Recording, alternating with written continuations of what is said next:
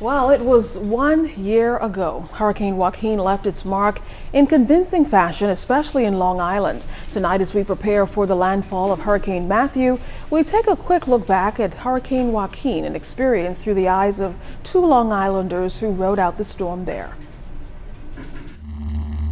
It happened fast, from a tropical depression to a tropical storm to a hurricane in 24 hours, and the whirlwind that followed was just as unexpected.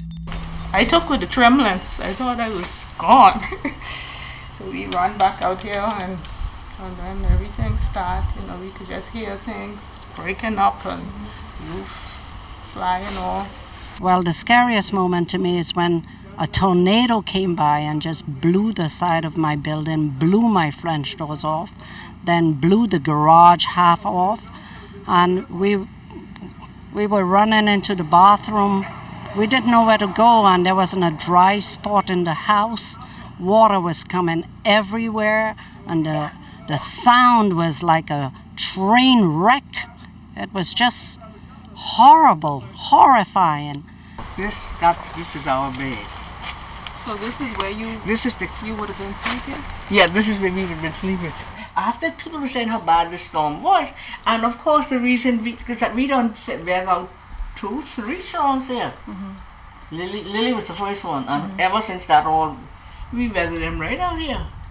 So what made you leave this time? Because everybody was saying how bad this storm was getting, and the tides was going to be so high. And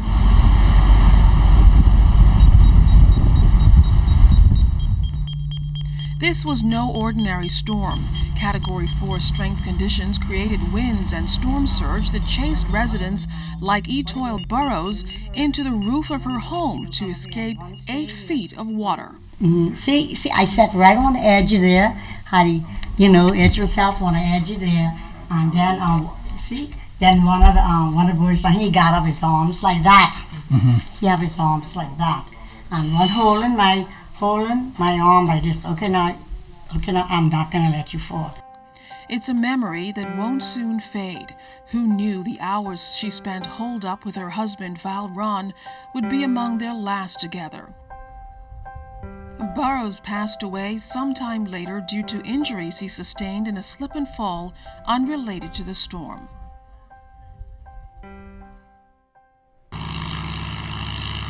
It would be a long time before life as Long Islanders knew it returned, and communication was a big part of that. We've been working from the storm, after the storm on Sunday. There's a lot of fiber damage between Deadman's Key and Clarence Sound. We was working throughout the day and all night for the last several days, and finally last night we got the connection back up.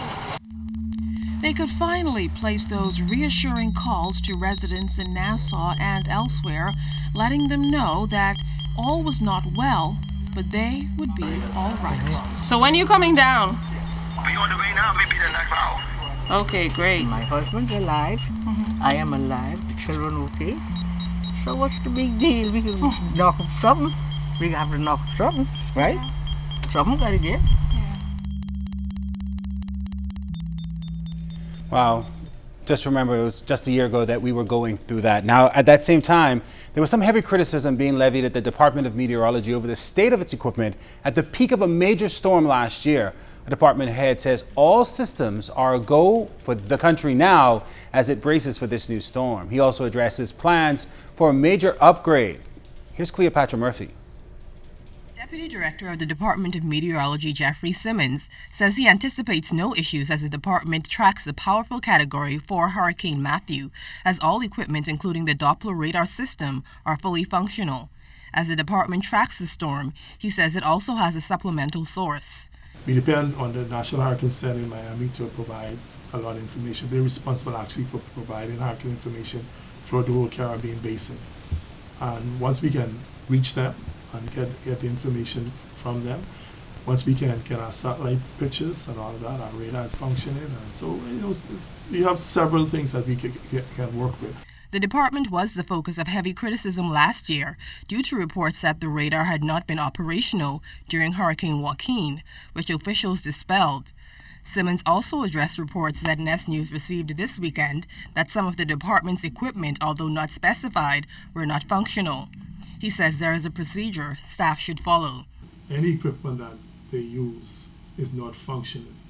It is on that individual.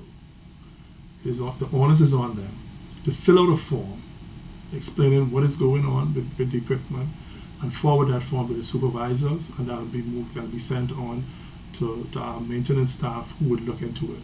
Simmons says the department is hoping to stay on top of technology and is set to spend some $19 million on 4 new radars and additional equipment. We're actually looking at putting them not only here in New Providence, but we're actually looking at putting these throughout the 5 islands. They would also have rain gauge, because one of the things the radars would be able to do would actually be able to give us an idea of what kind of rainfall we can expect in certain areas. Simmons says once an agreement has been made, the process up to installation should take up to 2 years. They hope to have the first radar by the first quarter of 2017. Cleopatra Murphy, ZNS Network News.